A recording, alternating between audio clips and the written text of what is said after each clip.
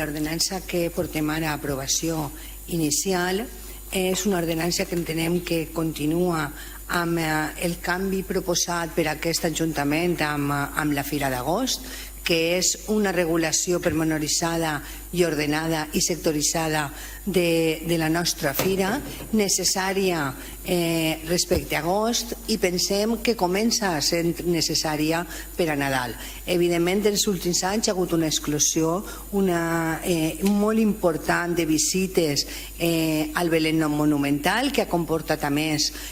un augment de les atraccions que venen durant el període de Nadal. El fet d'adelantar la inauguració del Belén en més d'una setmana a les festes nadalenques ha comportat que Xàtiva es configure en aquests dies com a un punt turístic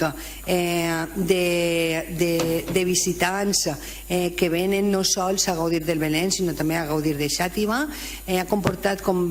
dic, un augment de les atraccions que venen en aquests dies. Junt a les atraccions ha hagut un augment de parades i de firants que venen també en aquests dies. Tenim ja associacions, sol·licituds d'associacions que volen exposar les seues necessitats i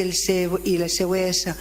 seus treballs durant els dies de Nadal, i pensem que és molt important que tot això quedi regulat i reflectit. Respecte a atraccions, el que hem fet ha sigut copiar i continuar en la mateixa línia que es va fer en la Fira d'Agost, només distingint dues zones que estaríem parlant del Belén